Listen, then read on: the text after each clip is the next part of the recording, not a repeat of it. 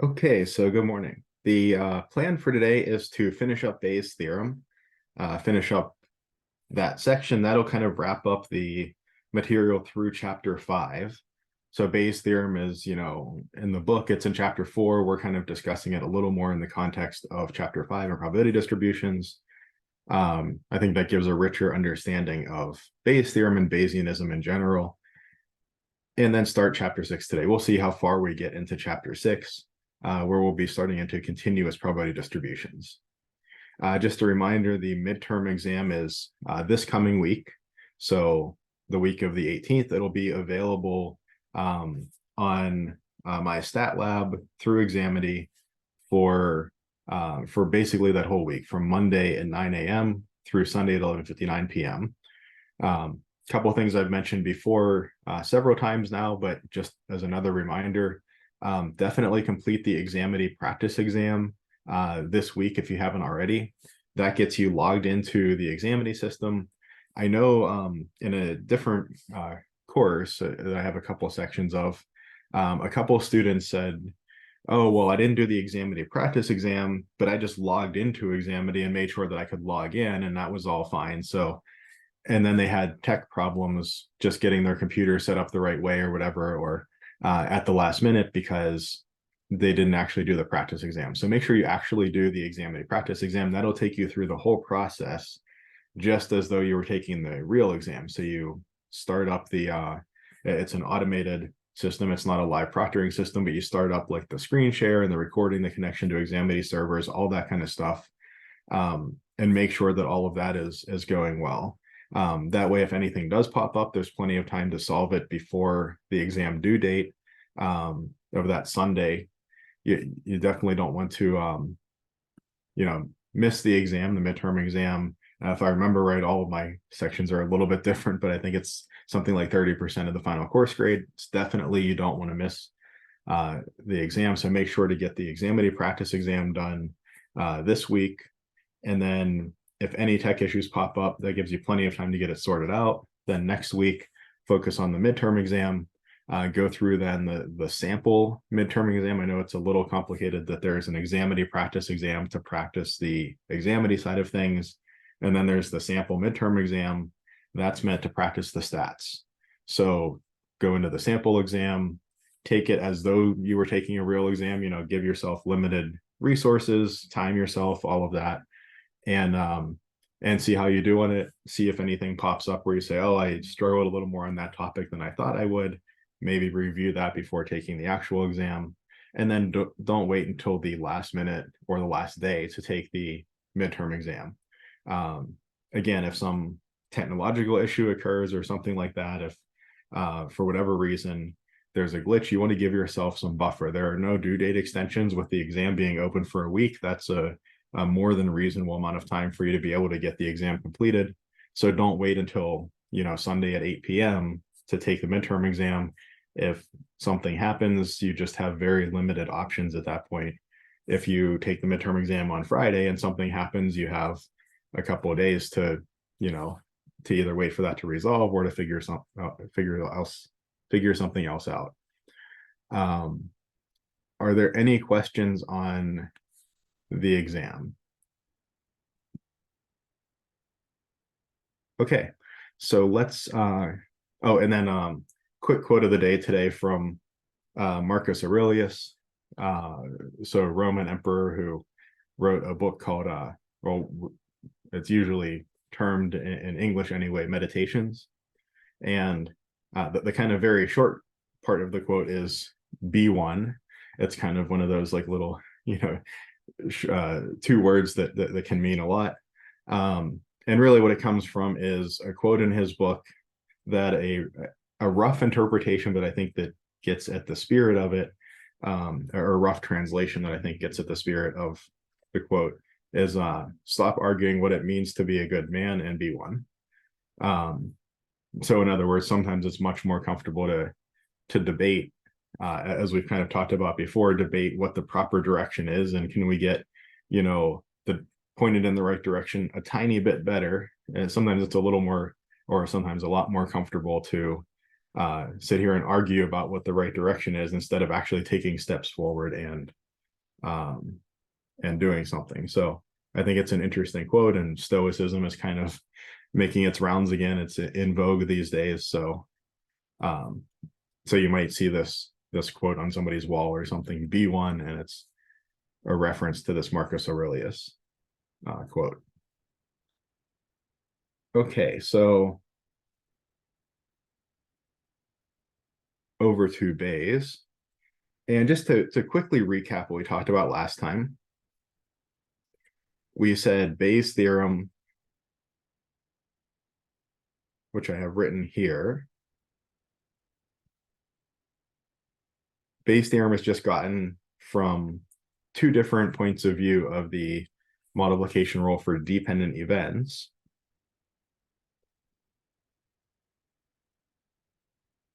And there are kind of two interpretations. The first interpretation is more the frequentist one, where this is just another little tool in the probability toolbox. That's why the book includes it in chapter 4. And it just says, okay, if you have a conditional probability, if you want to find probability of A given B, and if it turns out that probability of A given B, if that's a way of conditioning that's not really conducive to using the information that you have, and you would rather use probability of B given A, if that works better with the information you're given, we can just flip the condition around, provided that we multiply by this ratio. So we have to note that first, the conditionals aren't the same. It's not that probability of A given B is equal to probability of B given A. That's one mistake that people sometimes make. It does depend on which probability which event we're finding the probability of and which one we're conditioning on. But we can flip those, which one we're conditioning on and which one we're finding the probability of, by multiplying by these by the ratio of these two probabilities, probability of A over probability of B. And okay, so it's a nice little tool in the toolbox, but why is Bayes' theorem such a big deal kind of across statistics? Why is it such a big deal? And, some of the other, the addition rule or something like that doesn't provide a foundation that leads to a lot of controversy. Well, we can think of it another way. We can think of probability of A given B. So up here, we're thinking of probability of A given B as being kind of a different way of looking at probability of B given A in a sense. But down here, we can think of probability of A given B as being related to probability of A. So in other words, probability of A might be my estimate of the likelihood that event A occurs. But then maybe I get some new information, specifically the information B, that event B has occurred. And maybe I want to update my worldview. I want to update my probability of A occurring in light of the knowledge that B has occurred. So up here, what that looked like was, okay, I walk onto a car lot. If I walk onto a car lot and all the cars are covered up, I can't see which car is which. And I walk up to a car and I say, okay, what's the probability that that car came from plant 1? That will be 90%, just because plant 1 produces 9 times as many cars as plant 2. But then the salesman uncovers the car and I say, oh, I now have a new piece of information. I now know that it's a type 1 car. So now I can say, given the new information that it's a type 1 car, say a Mustang or something like that, what's my updated probability? What's my updated assignment of likelihood that the car came from plant 1?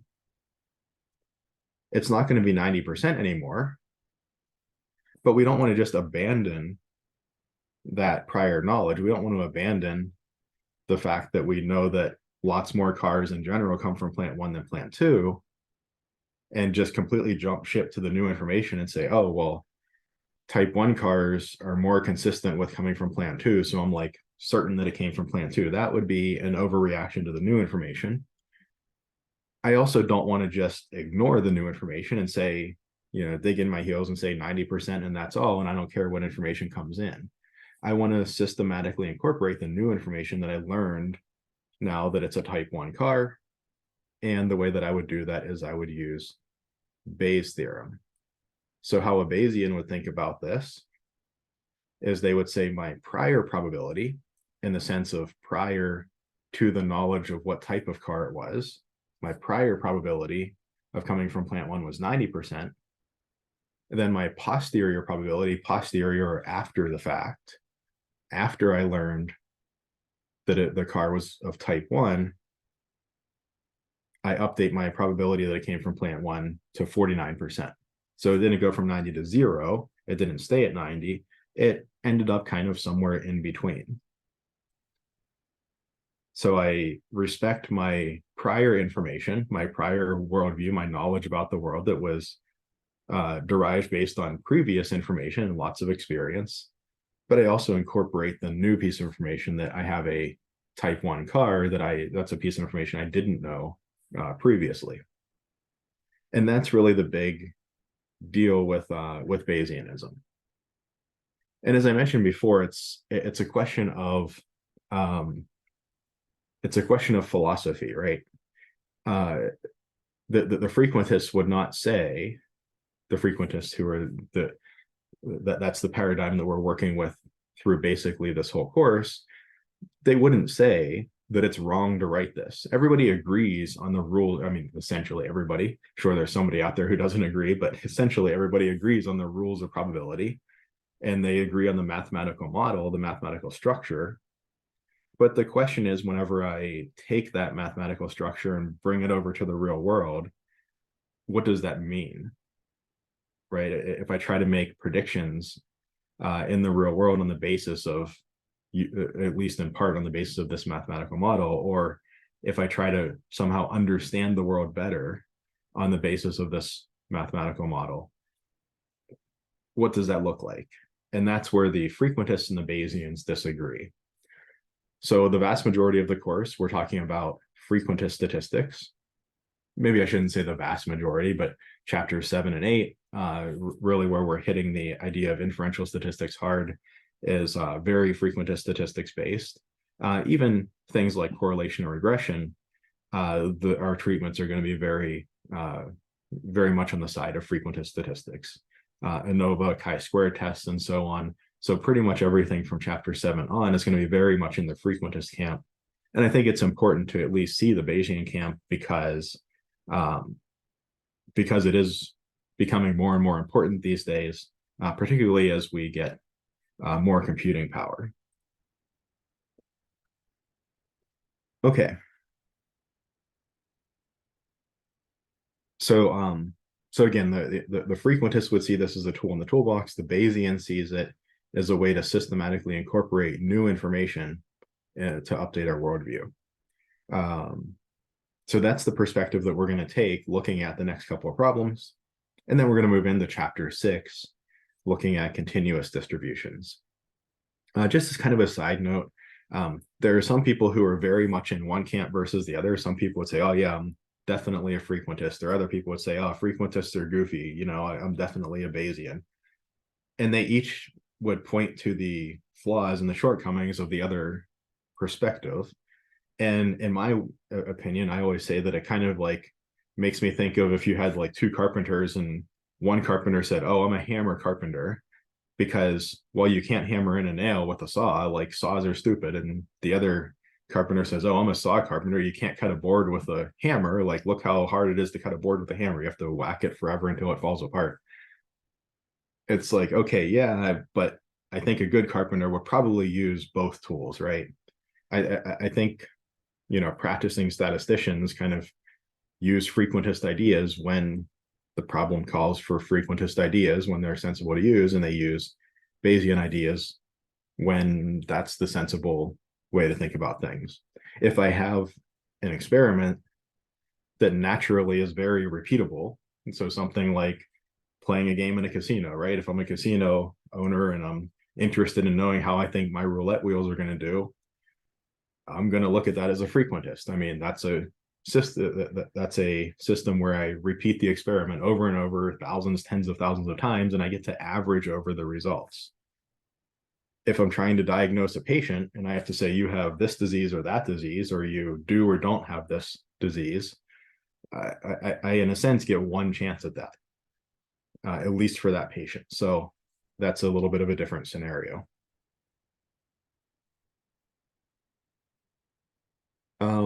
Yeah, so in chat, yeah, so just, yeah, exactly, discrete versus continuous. Yeah, so in chapter 5 is about discrete probability distributions, which is still kind of what we're dealing with here in a sense in this discussion about Bayes. And that's where we can say, I have an outcome. What's the next outcome? If I can enumerate the next outcome, then we would call that discrete. If I cannot enumerate the next outcome, I would call it continuous. So something like a die roll would be discrete because, okay, you can roll a 1. That's a possible outcome. What's the next outcome? That would be 2. What's the next outcome? 3. If I said, what's a person's height? Well, somebody could be 6 feet tall, but what's the next available height? It's not 6'1". I mean, there's certainly a height in between those two, 6'1.5 inches, but that's not also the next height. You know, they could be 6 feet tall and 0.1 inches. So that would be continuous. Yeah. Yeah. So just answering a question in chat over here. Yeah. So good point. Yeah. Moving into chapter 6, we're going to be shifting gears a little bit and talking about continuous probability distributions. Okay, so let's look at this example. This is an example of testing for cystic fibrosis CF carrier status. We're assuming CF is an autosomal recessive disease. That's essentially a good assumption. There are always slight edge cases in real life, but treating it as autosomal recessive is pretty reasonable. And I'm giving a little bit of background here. So what we mean by an autosomal recessive is that each human in general, let me expand my window a little bit here. Each human gets 2 copies of each chromosome, one from mom and one from dad. And so your chromosome 1, you have 2 chromosome 1s. One came from mom, one came from dad. So if a person has 1 mutant copy and 1 normal, say mom has mutant and normal, they would be considered a carrier of an autosomal recessive disease. If dad has also 1 mutant and 1 normal, so if mom and dad are both carriers, if they have 1 mutant copy and 1 normal copy, then I think this is kind of a standard thing in high school to draw these Punnett squares. You don't need to be able to draw these to complete, you know, the homework or to do the exams or anything like that. But I know a lot of folks in the class are in medical fields or fields related to medicine. So, you know, you might find this a little more interesting. Then kid can have mutant if mom happens to pass along her mutant copy and dad his mutant copy as well. The kid could be mutant normal, or normal. Now, the thing about an autosomal recessive disease is that if you have 1 good copy, 1 good copy is sufficient for you to not show signs of the disease. So only affected, you only show signs and symptoms if mutant. So things that are metabolic in nature, you know, if you have 1 good copy, often that's enough. Often that gives you enough reserve that you're fine. It's only if you are missing both copies, you have no ability to metabolize whatever the thing is. So with the CFTR gene, its job is to make these little things that kind of poke through the cell wall and transport chloride ions. And if you have one copy of the gene, you make enough of these little guys that you can transport chloride ions just fine, and it's no big deal. But if you have no copies of the gene, you can't make any of these little guys that go through the cell wall, and then or the cell membrane. It's not a cell wall, we're not bacteria. But you can't make enough of these guys that go through you can't make any of these guys that go through the cell membrane, and then you can't transport the ions properly, and that causes problems. So if dad and mom are both carriers, if they both have one good copy and one bad copy of the CFTR gene, neither one of them will show signs or symptoms. Neither one of them, they'll walk around, they won't think that they have anything wrong at all. Their kid could also be a carrier if one parent passes a mutant copy and one a normal copy, but their kid could be affected.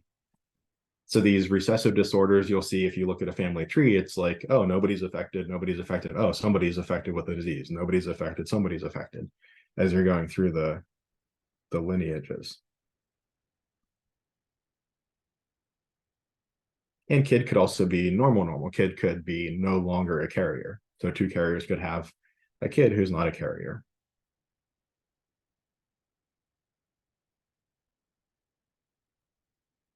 Now, let's suppose we're looking at our specific patient. Our specific patient does not show signs of CF, but his brother does have CF, and neither of the parents show signs. If the brother does have CF, it's overwhelmingly likely that he got a mutant copy from mom and a mutant copy from dad.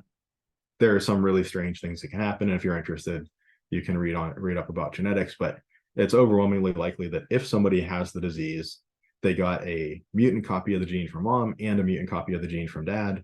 So they're in this kind of green mutant state up here, and they have the disease. So brother has the disease, which means essentially that both mom and dad have at least one mutant copy, but neither of the parents show signs of CF, so neither parent has two mutant copies. So it's essentially given that each parent is a carrier. Again, some strange edge cases, but I can always get a free pass by saying, well, we're dealing with a mathematical model here, so we get to say that those edge cases in our model don't exist. So we can essentially say that if brother has CF and neither parent shows signs of CF, then both parents are carriers. Our patient does not show signs of CF. So our patient is not mutant. This means there are three equally likely scenarios for our patient: that they got a mutant copy from mom and normal from dad, and they're a carrier; that they got a mutant copy from dad and normal from mom, and they're a carrier; or that they got a normal from dad and normal from mom, and they're a non-carrier. Now, folks who are looking to have kids often go through carrier status screenings for things like CF or some other diseases as well, just to see, okay, what are the risks of if this lady and this guy have a kid, they want to know what their risks are of having a kid with this or that disease, and maybe make different pregnancy decisions on that basis. So our patient would like to know their likelihood of being a carrier. In the absence of any other information other than what we've set up above, their probability of carrier is 2/3, because there are 2 of 3 equally likely options that result in them being a carrier. And their probability of non-carrier is 1/3, because there's 1 of 3 equally likely options that result in them being a non-carrier.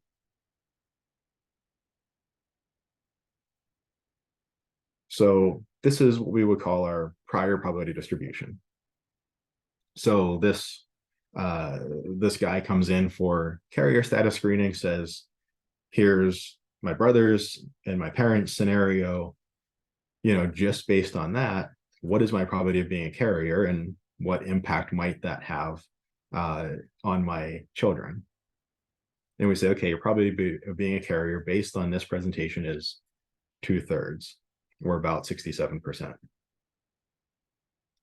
But we would like to know a little better than that, right? We would, I mean, 2/3 is kind of an intermediate probability. It's like annoyingly high.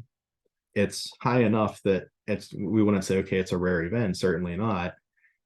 But it's also not like 95%. It's not like I'm pretty sure I'm a carrier, but I'm also not pretty sure I'm not a carrier. Can we get a little bit more information? Can we run a test to give us a new piece of information and then incorporate that information systematically into this prior distribution model in order to come up with a posterior distribution, a more informed probability of being a carrier versus not a carrier?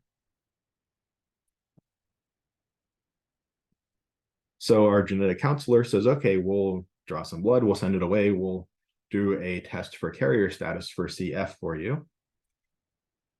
And the genetic counselor looks up the statistics for the test, send it away to a lab. The lab has an assay that they use. And this test is reported to be 90% sensitive and 100% specific. So let's talk about what that means. When we say the sensitivity of a test, that's its true positive rate. In other words, the sensitivity is the probability that the test is positive given the patient is positive.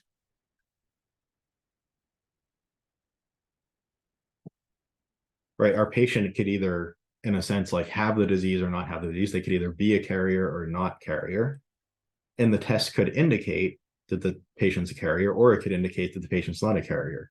Now, a lot of people, they look at a test result and they just think that that's like somehow perfect, right? None of these tests are perfect. So it's possible that a test indicates that he's a carrier and he's actually not. And it's, at least in theory, possible that the other way as well, that it indicates that he's not a carrier and he actually is. It's possible for the test to be wrong. So the sensitivity is the true positive rate. A true positive is when the test is correct, when it yields a result that's consistent with reality. The test indicates positive and the patient's actually positive. So true in the sense that it's consistent or concordant with reality, and positive in the sense that the test yielded a positive result. The specificity is the true negative rate. It's the probability the test is negative given the patient is negative. It's the probability the test says, hey, he's not a carrier, when the patient is actually not a carrier. And we call this the true negative rate. It's true because, again, the test result is consistent with reality. So therefore it's true. And we call it negative because the test yielded a negative result. The test said not a carrier. So these are often the two numbers that are reported for lab tests: the sensitivity and specificity, the true positive rate, the true negative rate. So we have the sensitivity, the probability the test is positive, given that he's a carrier, is 90%. And the specificity, the probability that the test comes back negative, given that he's not a carrier, we're saying is 100%. Now, related to the sensitivity,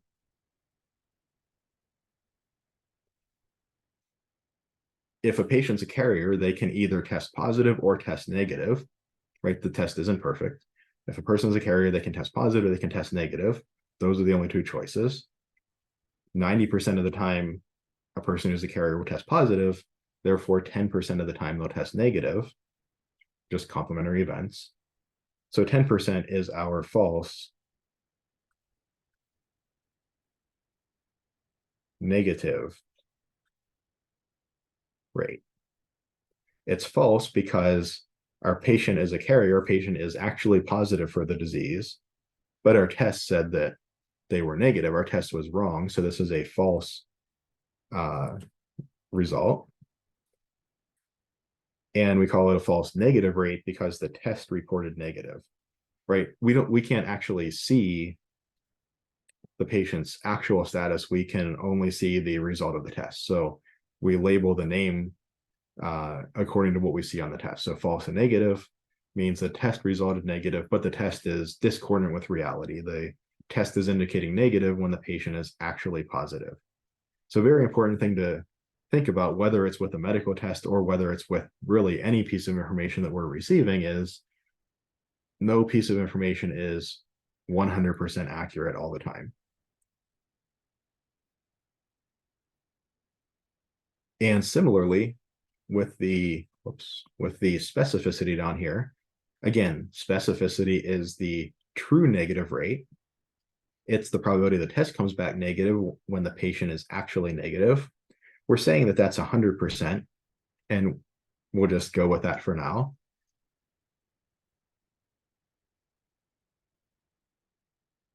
So for a patient who actually does not have the disease, a patient who actually is not a carrier, they can either test negative or test positive. They test negative 100% of the time, so they test positive then 0% of the time. Again, complementary events. So the false positive rate, it's false because, so probability of positive given not carrier, probability of the test being positive and the patient being negative. Let me rephrase that. The probability of the test being positive given that the patient is negative.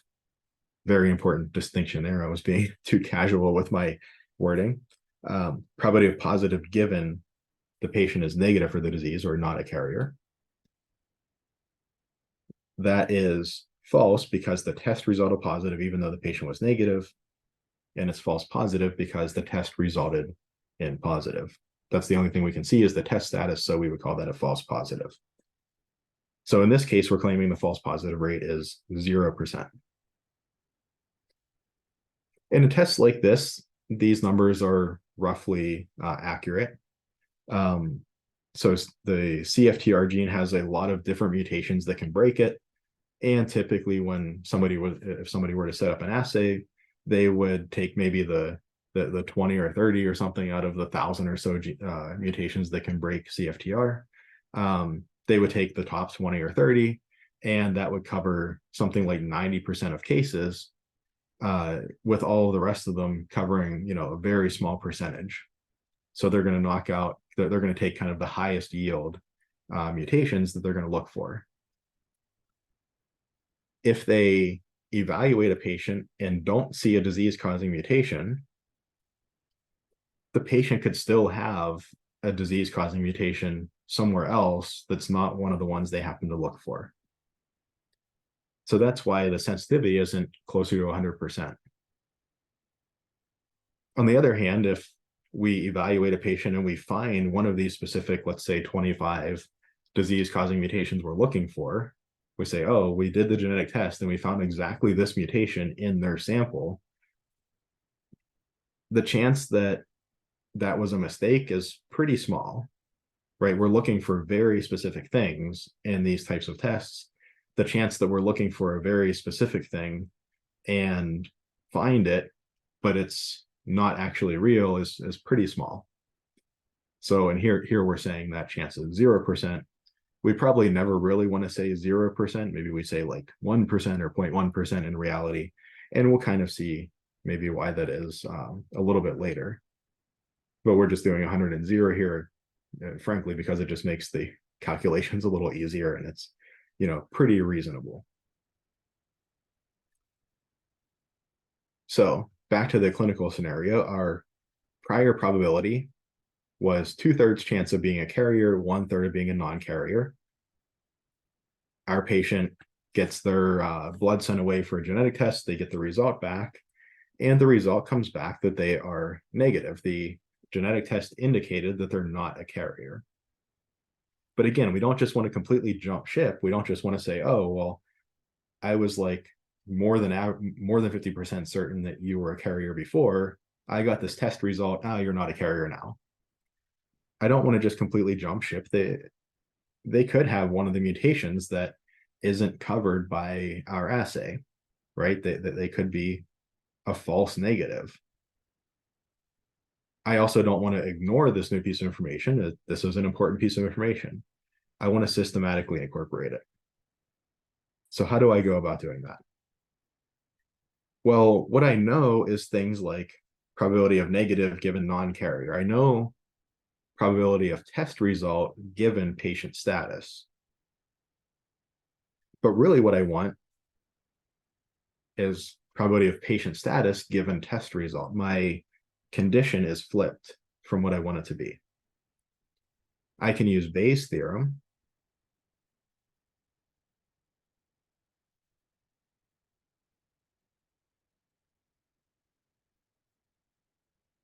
Probability that the test result is negative given the patient's a carrier times the probability the patient's a carrier over the probability that the test result is negative, the overall probability of getting a negative test result.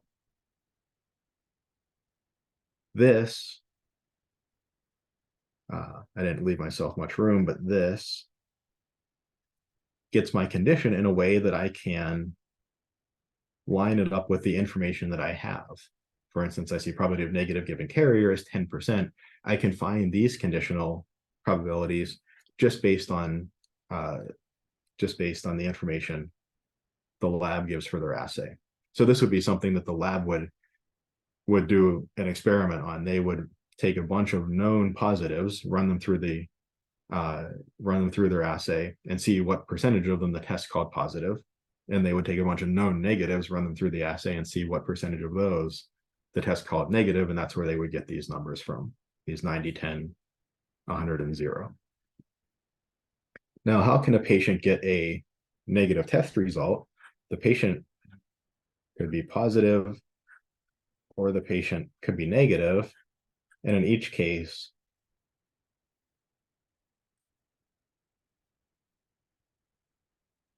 the test could be negative, which is the event just minus sign. Patient positive is the event carrier, patient negative, non-carrier. So how could I get a negative test result? Looking at the denominator here, I could get a negative test result if my patient was a carrier and the test resulted a negative, or I could get a negative test result if the patient was a non-carrier and the test resulted a negative. It could be a true negative or a false negative.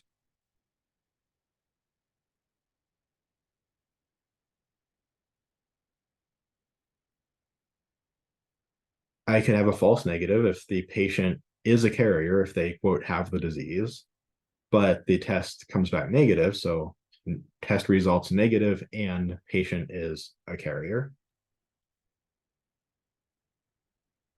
And that's actually just the same as the numerator. Probability of negative test result and patient's a carrier just breaks up using our multiplication rule this way. The patient can't simultaneously be a carrier and not carrier. Again, if you're interested in genetics, look up mosaicism, but we're making the assumption that they can't simultaneously be carrier and not carrier. So the other way to get a negative test result is our patient is a non-carrier and they test negative, a true negative. Give myself a little more room here. Okay, now we've got ourselves set up. We just need to plug and chug. Probability of negative given carrier. We did all of this work to get ourselves set up, but now we just need to plug in all of our numbers. 10% times our prior probability of being a carrier. Before this new piece of information, before this test result, the probability of carrier was 2/3. And as an aside, I'm leaving the percent sign off of all of the conditional probabilities because it will just divide out. If you wanted to put it in as 0.1, that's not a problem. We have the same term as the first term in the denominator. And then the second term in the denominator, what is that? Probability of negative given non-carrier, that's the specificity. That is this number here, 100%,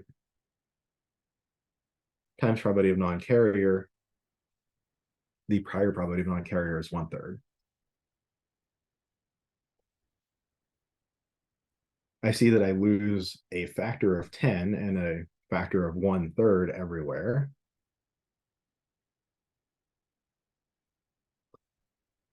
So if I get rid of all of my 10/3, the 10/3 on the top, get rid of that, that leaves me with a 2. Same term on the bottom and the first term in the bottom. And getting rid of a factor of 10 from the 100 leaves me with 10, and I get rid of the 1/3. So just getting rid of a bunch of common factors gives me 2/12 or 1/6. So our posterior probability for carrier status is 1/6, or about a 17% chance that they're a carrier given the negative test result. So before the test result, just based on family history, our worldview, our estimate for the probability this person is a carrier of CF was 2/3, or about 67%. They got a test result indicating they're not a carrier. But again, we didn't just jump ship. We didn't say, oh, your probability is 0 now. The test isn't perfect. We also didn't ignore the test result. We systematically incorporated it, and we found that 2/3, or that 67 or so percent chance of being a carrier is updated to about a 17% chance. Much, much lower. Maybe the couple feels comfortable with getting pregnant as a result of this updated number. And then I can ask, okay, what's the probability of not being a carrier given the test was negative? Note that the conditions in each of these cases are the same, and these are complementary events. You can either be a carrier or not a carrier. So this is going to be 1 minus 1/6, or 5/6. So my probability of being not a carrier increased from 1/3, about 33%, up to 5/6, about what, something like 83%. And now you could imagine, you could also imagine iteratively going through a process like this. Maybe at this point they say, okay, you're negative.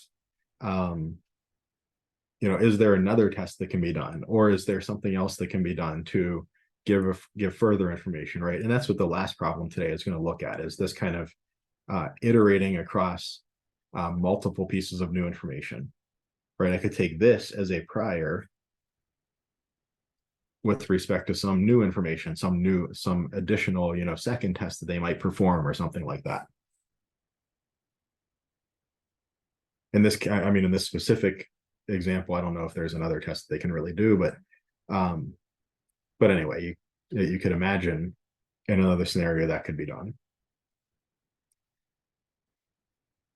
So as an exercise to work through on your own, and as an aside, I posted some supplemental resources on Blackboard for chapters 4 and 5 in Bayes. So take a look at those. There are some supplemental problems, some additional problems on Bayes. Some of them might be more interesting to biology folks, some more interesting to other folks. But as an exercise, go through this example and ask, okay, so if the prior probability distribution instead was this, probability of carrier is 1 out of 22, probability of non-carrier is 21 out of 22. This is approximately the overall carrier status in the general population for CF. What if the test came back negative? what would be the updated probabilities of being a carrier versus a non-carrier. Under a negative test, probability of carrier started out, let's just call it 5%, and went down by a factor of 10. So it's 1/10 as likely as was initially. If the test came back positive, we see that we have certainty of being a carrier and impossibility of being a non-carrier under our model. And this is where we might hesitate to actually say 100% here and 0%, because nothing is really certain or impossible in the real world. And maybe we would want our model to not give results of certainty or impossibility, right? I mean, if nothing else, a tube could be switched or something like that. You could give the wrong patient the wrong information. So, but go through the calculations and get these answers on the basis of these prior probabilities, just as an exercise. Okay, any questions so far?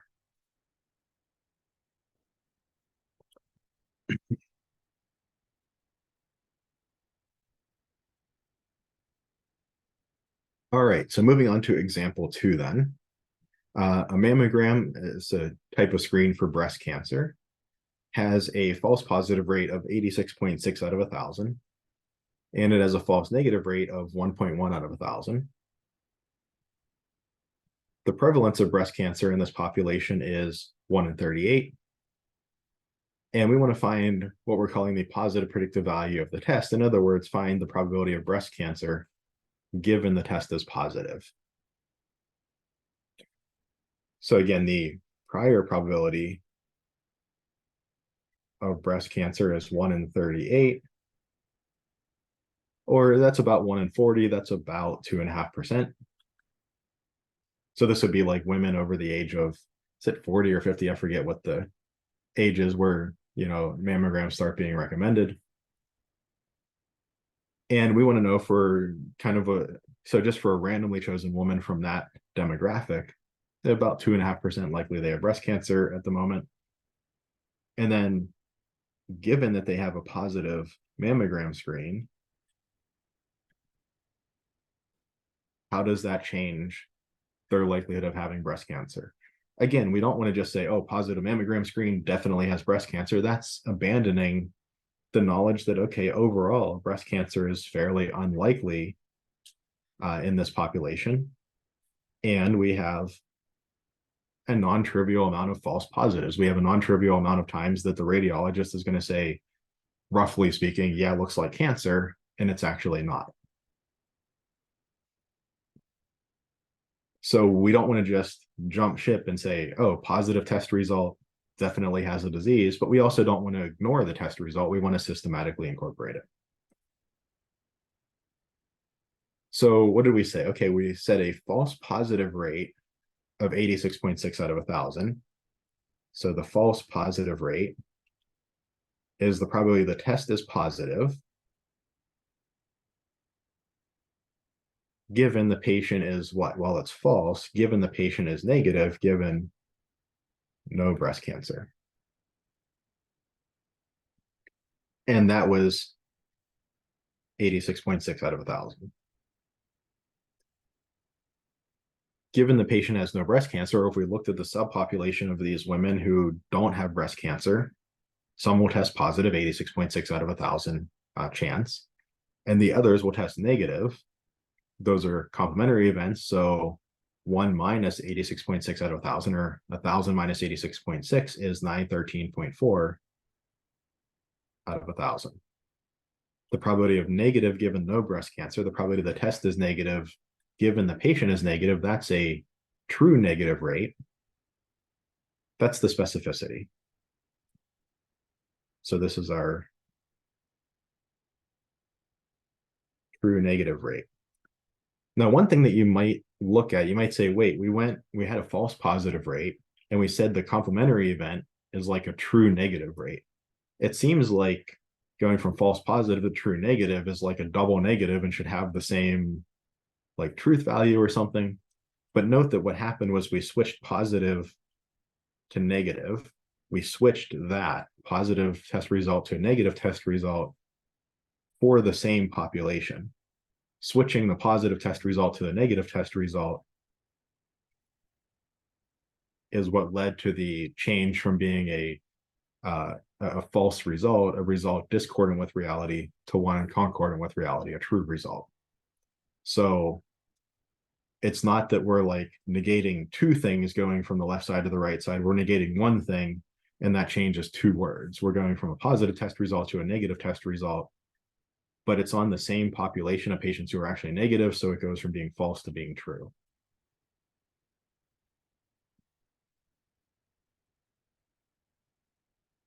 And then likewise, the false negative rate is the probability the test is negative given the patient has disease. The test indicates the patient has no disease, but the patient does have disease.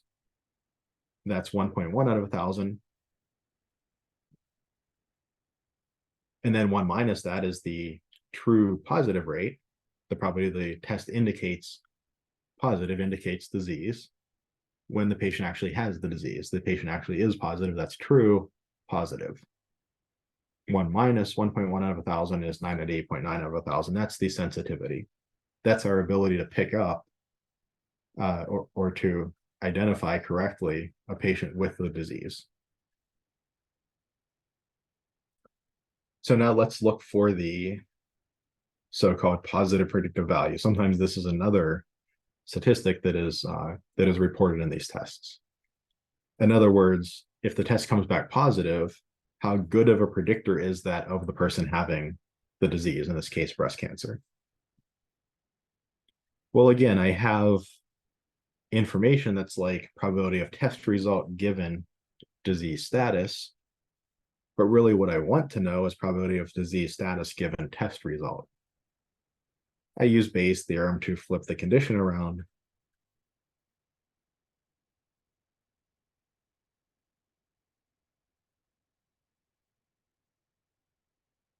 And just like last time, there are two ways I could get a positive test. It could be a false positive or a true positive. My numerator stays the same. I know all of the pieces in my numerator.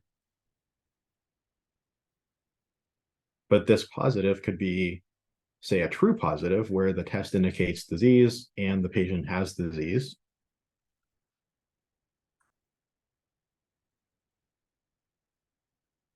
Again, we see this term in the numerator is one of the terms in the denominator. That always happens with Bayes. Or the other option is we could have a false positive. The patient does not have the disease, and the test indicates they do. The test is positive, and the patient does not have the disease.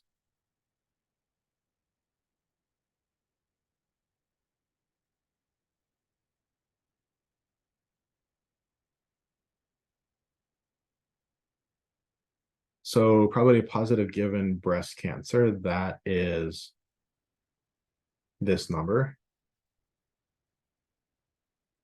I'm going to leave off the over 1,000 because this guy, and this guy are all going to have an over 1,000, and I'll just multiply top and bottom by 1,000 to get rid of those annoying fractions. I also see this 998.9 as the first factor in the first term in the denominator. And then probability of positive given no breast cancer, that's my false positive rate. That's 86.6 out of 1,000. And again, I'll leave off my over 1,000. What's my prior probability of breast cancer? 1 out of 38. I'll leave off the out of 38 as well, just thinking of multiplying through by 38 out of 38. That same probability is down here as the second factor in the first term.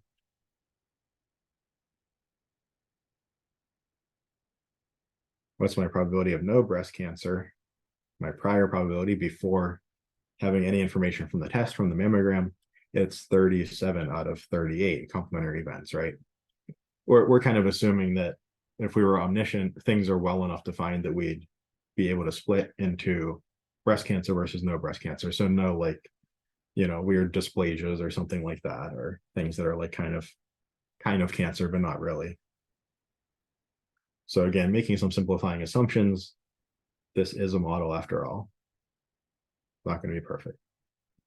So what we kind of see is we have like big number times small number up against moderate size number times moderate size number. So this, so what proportion of the overall denominator is the first term? It's not going to be, 0% or 100%. Oops. I need to move this down here.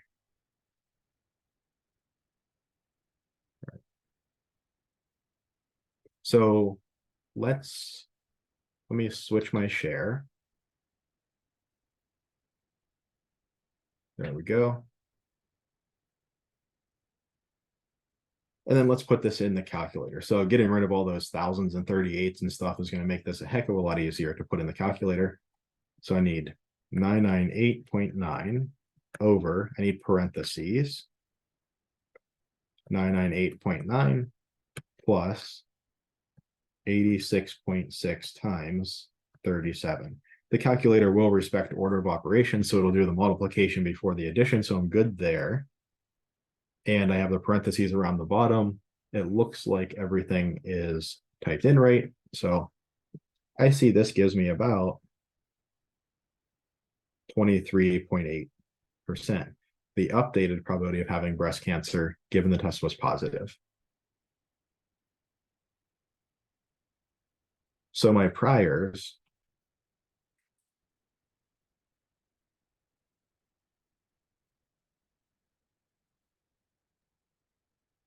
probability of breast cancer was 1 in 38, or about 2.5%. Probability of no breast cancer was 37 out of 38, or about 97.5%.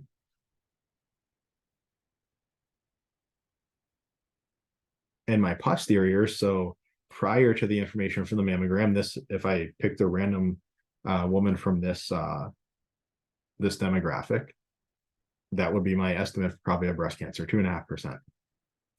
My posterior, if I said of the women from this demographic who also tested positive on their mammogram, what's the updated probability of breast cancer? It's about 24%.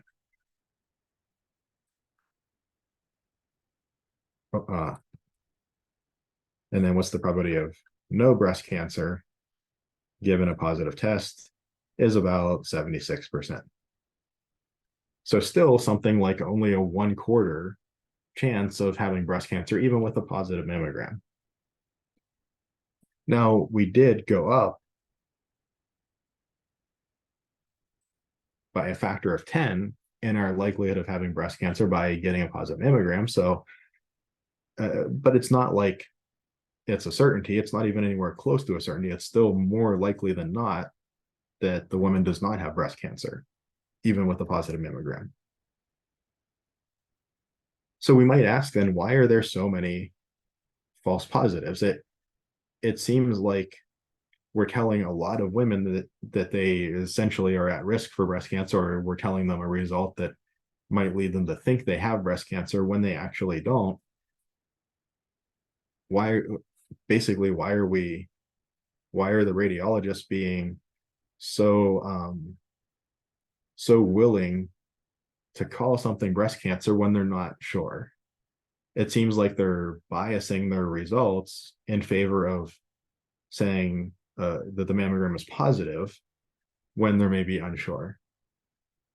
And the reason is that this is a screen. So this is just something that you go in and you do every year or 2 years or whatever your doctor tells you to do. And we have to look at the cost of a false positive versus a false negative. These are kind of at two ends of a seesaw, right? I can push the false positive rate down, but the false negative rate is going to go up. My radiologist, when they're uncertain, they can call it positive, and they're going to call some negative patients positive then that they wouldn't have otherwise, but they're going to call fewer positive patients negative by accident because they're biasing towards a positive test result, and vice versa. So realistically speaking, I can't make both of these numbers go down at the same time. Maybe I can if I have better technology or better training, or maybe if you do something like have two radiologists look at it, and if one says positive, one says negative, bring in a third to tie it. So there's the tiebreaker. So maybe with additional expense, but at least not easily. I can't make both of these numbers go down at the same time. So I can kind of make one go down at the expense of the other one going up. And it sure seems like we've pushed this one down. Well, I guess my arrows are kind of pointing in the wrong direction, but we've pushed this one down and we've tolerated this one going up. Why is that? Well, as a screen, if a woman has breast cancer and we miss it on her screen and catch it a year later, well, that disease has progressed for a year. Maybe it's increased in stage, maybe it's increased in severity or threat to her health or life. If we call her positive and then she has to go in and get maybe a biopsy or something, yeah, that's stressful, it's uncomfortable, but we're less likely to have missed a cancer that's going to kill her. So the cost of a false positive versus a false negative, it's probably a much higher cost for a false negative to tell somebody who has cancer that they don't have it is probably a higher cost in this case than to tell somebody who does not have cancer that they do have it. Again, roughly speaking, they're not going to say you have cancer. They're going to say your mammogram's positive. But anyway, so that's why for a screen like this, it's typically going to be very heavily biased in favor of false positives and against false negatives, because you really don't want to miss anybody. If you're always going to miss somebody, but if you can help it, you really don't want to miss anybody. But the cost of a false positive is usually just a follow-up, a little bit more careful or intensive test, and then 3/4 of these women get cleared and they find out that they're fine a couple weeks or a month or something later. So this is maybe typical of screens.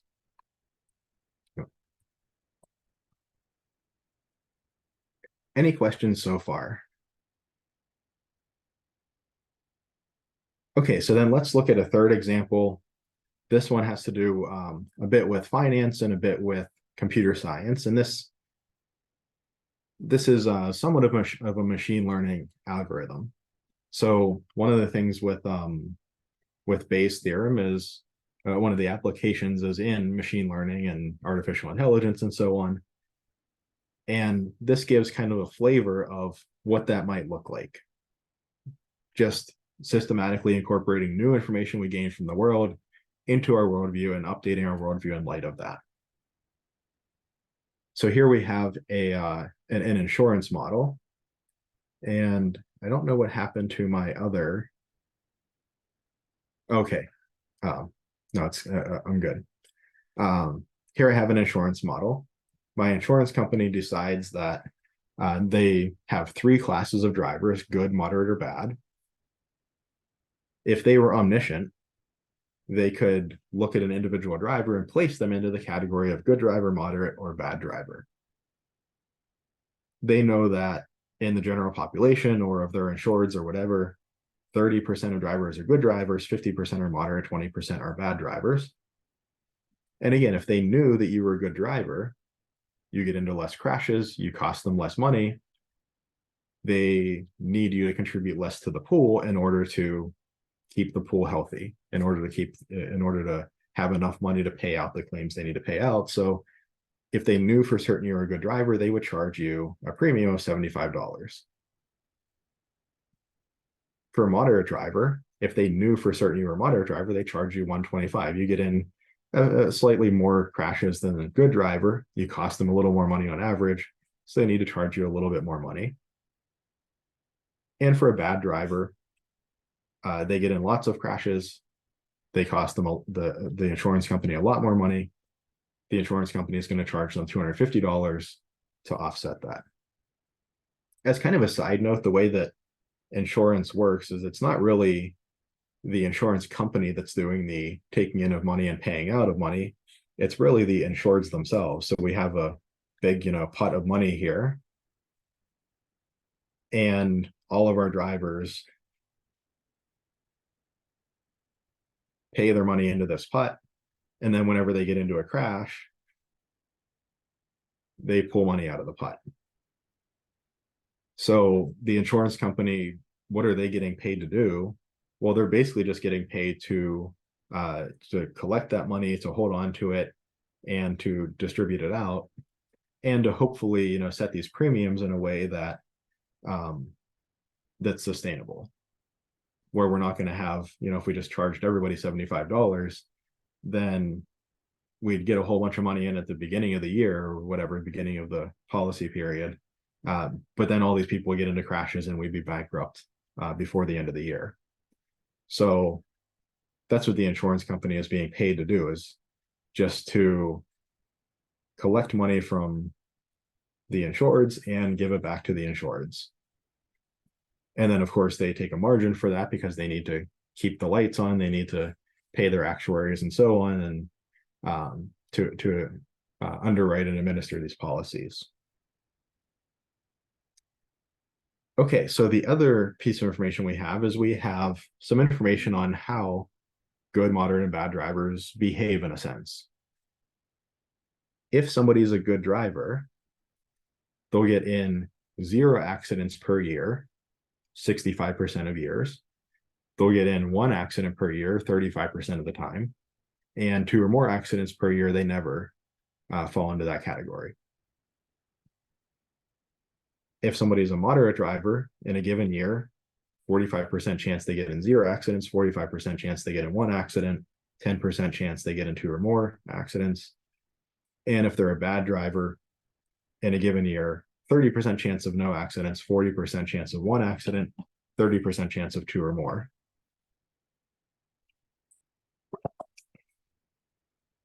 So let's answer a couple questions. The first question is not going to be a Bayes question, but it's going to be related to some stuff we talked about before, particularly in chapter 3. If we have a new driver, we have no information about them. Somebody just walks through the doors and says, hey, I want to sign up with your insurance company. We don't have any idea whether they're a good, moderate, or bad driver. What premium should we charge them? Now, there's a couple ways we could go about this. We could maybe charge them the good rate because we want them as a customer, but then there's not going to be enough money going into the pool to pay out, because some of those drivers are going to be moderate or bad drivers. They're going to take more money out of the pool. Our pool is going to, our pool resources are going to go down. So if we just charge them the good driver, charge every new driver the good driver rate until we have more information, if we're like relentless optimists, and we're going to go bankrupt. We might just say, okay, let's be pessimists, right? Let's just charge everybody $250, the bad driver rate, until we have more information about them. Well, fair enough. We're not going to go bankrupt. There's going to be enough going into the pool to satisfy the claims, to satisfy the payouts for the crashes. Because some people will be good drivers and get in a lot fewer crashes. Some will be moderate drivers, get in fewer crashes. They'll cost us less than $250 on average for each of them.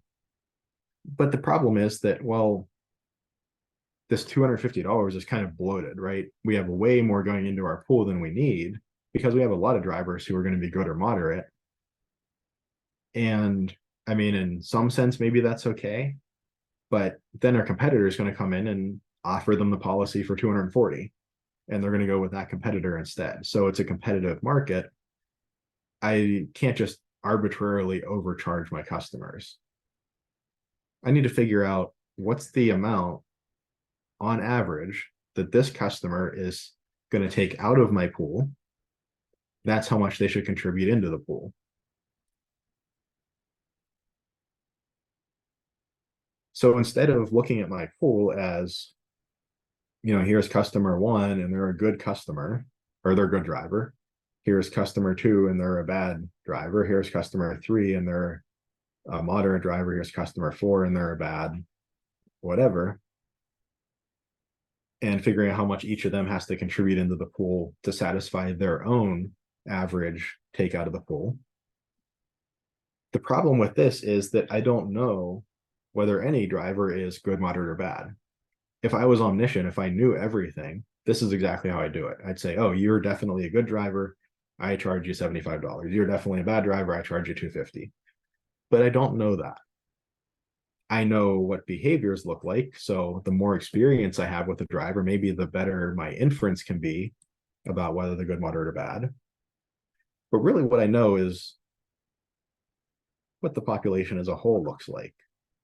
So instead of this kind of a model, I'm going to take each driver, here's driver 1, and I'm going to pretend that instead of, having 30% of my drivers getting labeled good driver, period, end of story, I'm going to say each driver gets kind of 30% labeled as a good driver. Each driver gets like 50% labeled as a moderate driver and 20 as a bad driver. So instead of splitting up in a sense horizontally, where I say take each driver and decide whether they're good, moderate, or bad, I split up vertically. I say take each driver and treat them as kind of some kind of mix of the three. It's like some kind of quantum superposition of being a good, moderate, or bad driver or something. I don't know. So I think of each person as being some mix of good, moderate, or bad driver. Again, does this make sense from a frequentist standpoint? No, they can, under our model, they can only be a good driver or a moderate driver or a bad driver. They can't be like all three. But this certainly makes a Bayesian happy. A Bayesian can say, I'm not asking what's the probability they are a good driver. I'm asking, well, I guess that's what I'm asking. I'm not asking, are they a good driver? I'm asking, what's my degree of belief that they're a good driver? I'm kind of 30% certain that this person's a good driver, 50% certain they're a moderate, 20% that they're a bad driver. So by switching our philosophy to Bayesianism, as an aside, sometimes you hear it said Bayesian and sometimes Bayesian, and usually I say it Bayesian, but sometimes for whatever reason I say Bayesian. But anyway, it's like data and data. But anyway, we're going to treat each person as a combination of good, moderate, and bad drivers. Very Bayesian kind of idea. I know that in theory, driver 1 is either a good driver, or they're a moderate driver, or they're a bad driver. In theory, they're not a mix of the three. But my perspective of them, my degree of belief, can be a mixture of the three. So this is an example of a problem where the Bayesian tool set is, I think, the right tool set to use. So what premium should we charge them? Well, I should treat them as 30% of a good driver, 50% of a moderate, and 20% a bad driver. What did I do? I just took a weighted average of the premiums under these probabilities. Or another way of looking at it,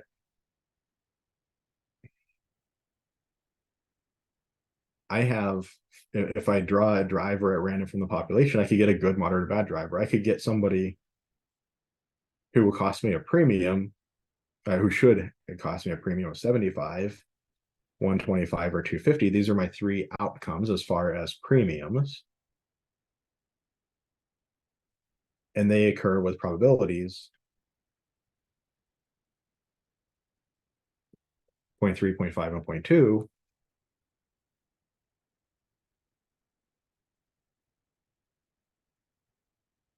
What's my expected premium for this individual under these probabilities?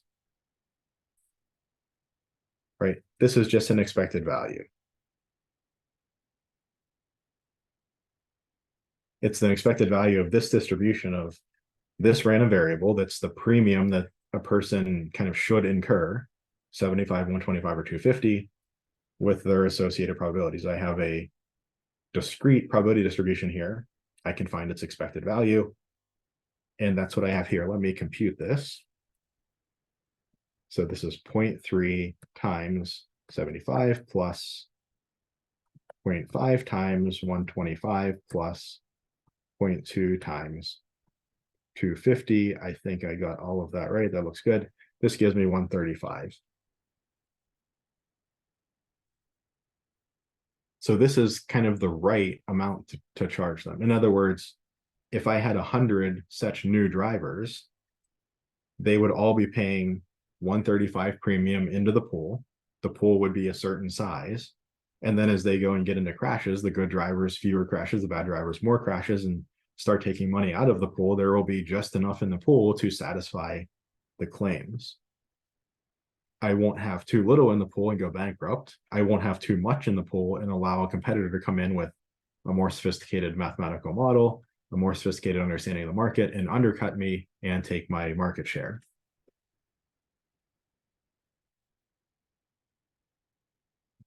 So, okay, so all well and good now, but we haven't used Bayes anywhere. Where does Bayes come into play? Well, Bayes comes into play over here. I know what each type of driver behaves like. I can look at a given year and let's change this to one accident. We'll look at the two accidents case in a bit. I can follow my driver for a year. I have my brand new driver. They come in. We say 135 a month for your premium. They pay us the premium for a year. They make some claims or don't make some claims. They have a certain behavior over the year. And then at the end of the year, I look forward and I say, and I mean, car insurance usually goes by 6 months. We're just going to call it a year. At the end of the year, I look at them and I want to reevaluate them. I want to say, what premium should I charge them next year? What I want to do is I want to update these numbers, the likelihood of them being a good, moderate, or bad driver, or at least my perspective of the likelihood of them being a good, moderate, or bad driver, my degree of belief in them being a good, moderate, or bad driver. I want to update that on the basis of my experience with them after a year. They got in one accident the first year. Is that more consistent with being a good, moderate, or bad driver?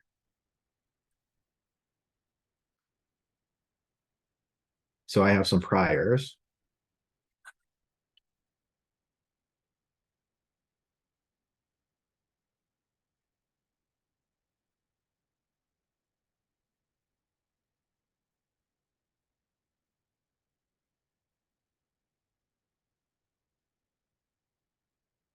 That's my prior distribution.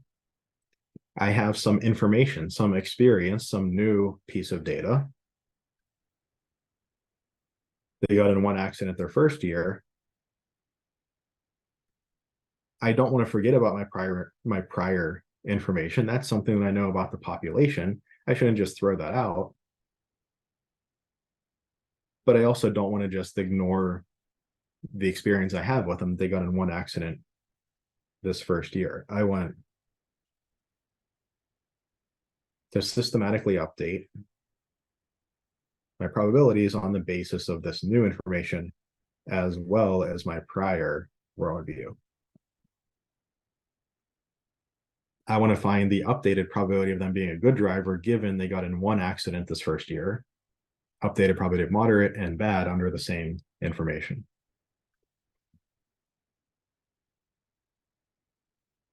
So what does probability of good given one look like?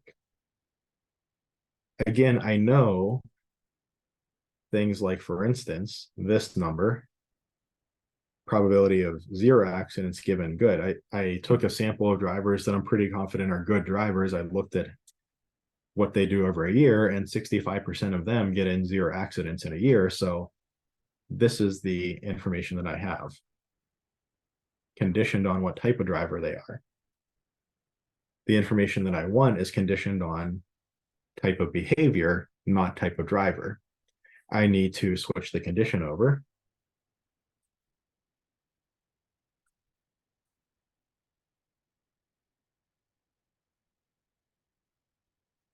And there are three ways that I can have gotten in one accident over the course of a year. I could be a good driver and get in one accident, or I could be a moderate driver and get in one accident, or I could be bad driver and get in one accident.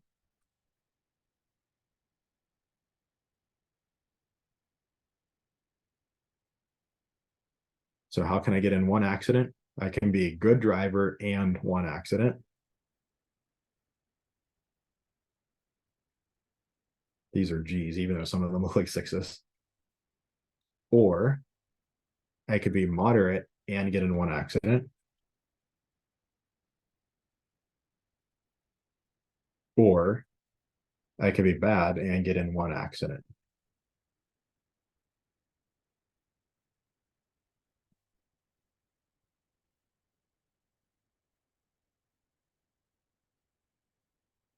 So what are my prior probabilities of being good, moderate, or bad? That's over here. And again, I'm going to leave off the percentages.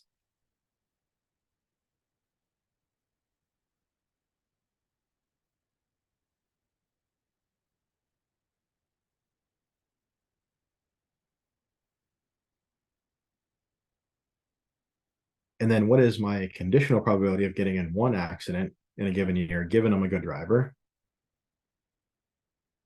Probability of one given good is 35%.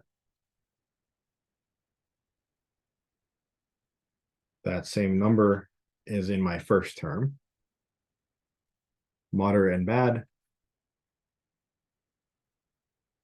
45 and 40.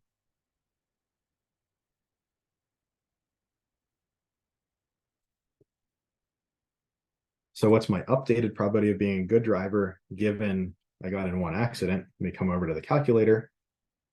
I have a numerator, 35 times 30, divided by this whole denominator needs to go in parentheses. 35 times 30 for my first term of the denominator, plus 45 times 50 as the second term, 40 times 20 as the third term, and end the parentheses. Does that look right? Looks good. So about let's just call it a 26% chance of being a good driver. My probability of being a good driver, given the one accident, has gone down to 26%. I got in an accident. My insurance company is a little less confident that I'm a good driver. What about the probability of being a moderate driver, given that I got in one accident? Well, what's this look like? This is probability of moderate given one, probability of one given moderate, times probability of moderate over probability of one. The denominator just stays the same. That doesn't change at all. That's just all of the ways I could get in one accident. But now, instead of asking what proportion of the overall is also good driver, what proportion of the overall sum is this first term? Now I'm asking what proportion of the overall sum is the second term.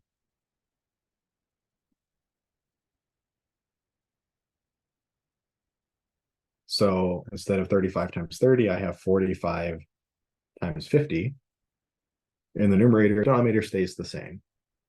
If I do second enter, that brings up what I had typed in previously, and I just change my first bit here, the numerator, to 45 times 50, that middle term in the denominator. My updated probability of moderate given one accident is about 55%. And then for bad, I should be able to just change that numerator to be the third term in the denominator, 40 times 20. Oh, wrong window.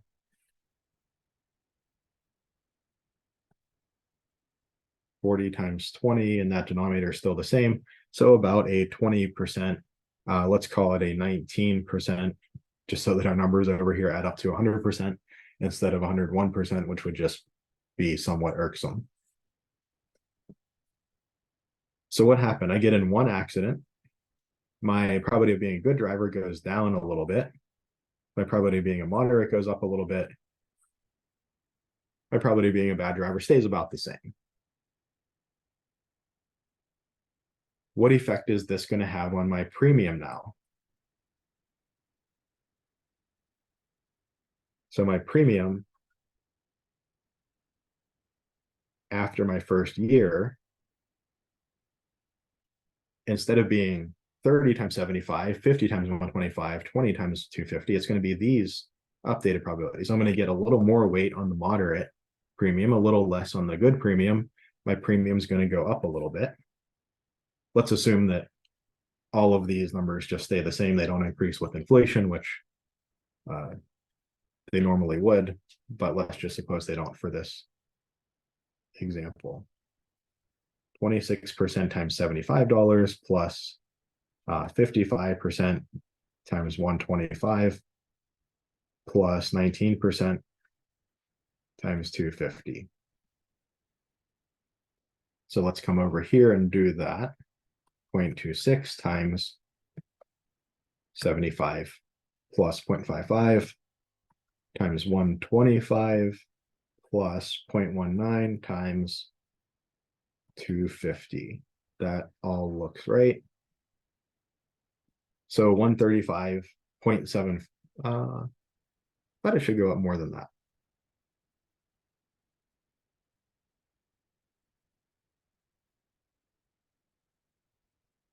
Did it really, did I type in everything right? I guess so. I was expecting it to go up more than that. I don't think I have anything wrong. It just went up a little bit. 135.75. Oh, I think I just it's because I adjusted my number of accidents here. I was originally looking at 2 accidents, but this is just 1 accident. So we can then ask, and this is where the kind of machine learning idea or the iterative Bayesian idea comes into play. We can then ask about their second year. So we have a little bit of experience with them. After the first year, we've updated their probabilities at the end of the first year. So these are posterior years for end of year 1. But these can be priors for year 2. So going into year 2, at the beginning of year 2, I think there's a 26% chance they're a good driver, 55 moderate, 19 bad. As I progress through year 2, I can see what their behavior was like. Again, adjust my perspective on them being a good, moderate, or bad driver, update the probabilities, update the premium, and let's go through that process. So what was it? 26, 55, 19.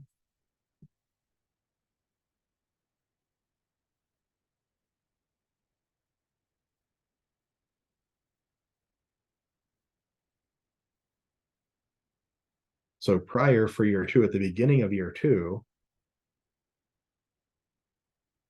my estimate at that time point is the probability of them being a good driver is 26%, probability of moderate 55%, probability of bad 19%.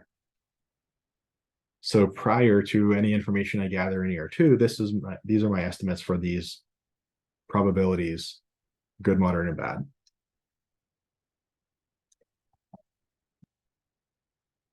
And then let's say they get in 0 accidents in year 2. How does that affect their probabilities?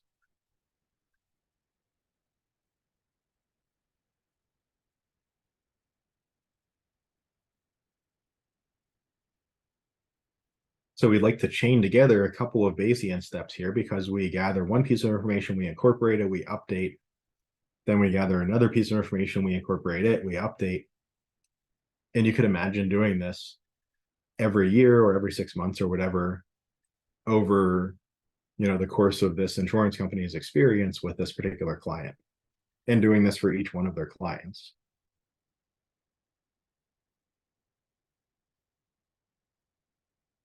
Again, this conditional is set up in a way that I don't have an easy way to use my table up here. Let me actually copy my table down so I don't have to keep scrolling up and down, make you all seasick.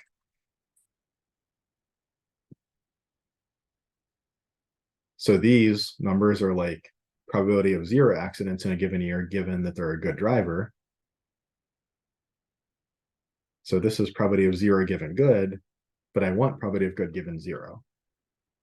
I can flip the condition with Bayes.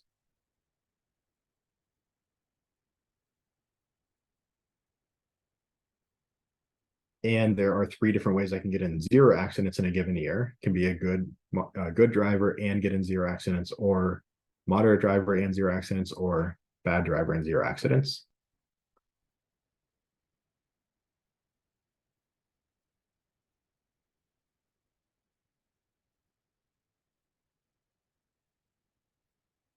So I could be a good driver and get in 0 accidents.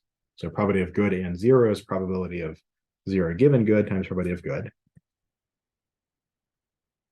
Or I could be a moderate driver and get in 0 accidents. Probability of 0 given moderate times probability of moderate. Or be a bad driver and get in 0 accidents.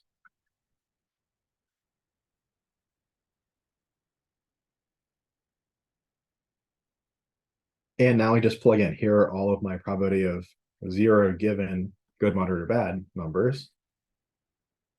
Here are my prior probabilities for year 2. And we use those to compute posterior probabilities for year 2, which could then be used as prior probabilities for year 3, and we could keep going on with this process. But probability of 0 given good is 65%, times my prior probability for year 2 of being good is 26.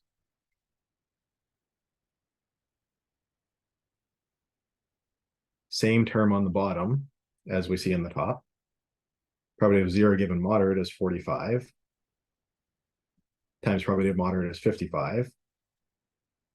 And probability of 0 given bad, 30, times probability of bad, 19.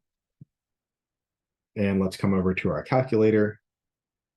So we need 65 times 26 over parentheses, and then our denominator, 65 times 26 plus 45 times 55 plus 30 times 19 and parentheses, and that looks right. So now we have about a 36%, let's call it, chance of being a good driver after incorporating, in addition to the year 1 information, also this year 2 information of 0 accidents. Our probability of being a good driver goes from 26% up to 36%. For moderate,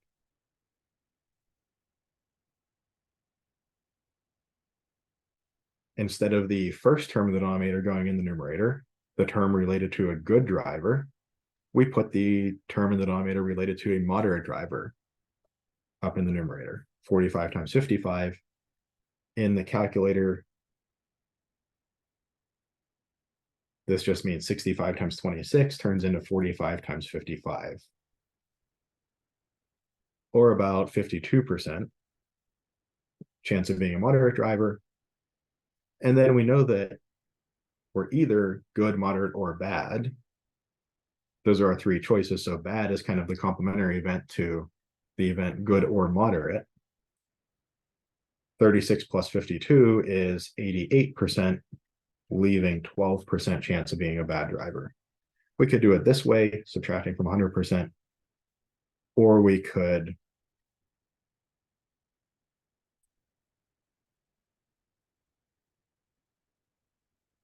pop our bad driver term into the numerator as 30 times 19. Oh, wrong screen. And we get our 12% that way also. And then our updated premium would be, oh, wrong screen again. our updated premium would be 0.36 times the good driver premium of 75, again, assuming that the baseline premiums didn't go up from year to year, plus 0.52 times 125, plus 0.12 times 250. And now my premium for year 3 goes down to 122. So the better that I perform, the more confident that the insurance company is that I'm a good driver, and the lower my premium is, it gets closer and closer to the good driver premium of 75. The worse I perform over a span of years, the more confident they are that I'm a bad driver, the closer my premium gets up to that 250. And if I kind of perform intermediately, it seems like the moderate driver premium is the one that kind of wins out. And I do have a couple of simulations of this that I did in MATLAB, just in case you're interested. I'll post them on Blackboard. You can see if you want to, and it does seem to do a decent job of kind of splitting the good, moderate, and bad drivers by their premiums. So this is, like a very basic machine learning algorithm where we're saying, okay, as we get more real world experience, say, about this individual, we started with a prior distribution. We just assigned to the individual the probabilities that we think hold in the general population. And then as we get more experience with the individual, we can narrow down, we can kind of tune in our model for this particular person based on their behaviors. Do we think they're a good, moderate, or bad driver? We can zero in on that a little bit better by, again, systematically incorporating new information with our prior worldview, with our prior distribution that incorporates kind of all of the previous year's information, but also just the general information about overall likelihood of being in any of those groups. So I think this is really these couple of examples here, this Bayesian example and also these medical examples, really get at the heart of the types of problems where Bayesianism is, is really maybe the better tool to use, where it really shines. In the sense where I have to make like a decision, we're either going to like get pregnant this way or that way, and I don't get to repeat that experiment 1,000 times. So this is representing something like a degree of belief. Or down here where we're systematically incorporating new information time and time again. So I think this gives a much better perspective on Bayesianism, and at least shows that there is a different perspective to frequentism. And after this discussion, we're really going to just talk about the frequentist perspective for the rest of the course. There are some good reasons for that. We'll talk about some of the reasons a little more at the end of the course, but there are good reasons to just look at frequentism for the rest of the course. If nothing else, it's what's most often used in journals and in publications, so it's more important to understand. But I think it is important to understand that there is a different perspective out there, that of Bayesianism, and even a couple other perspectives where people look at things slightly differently.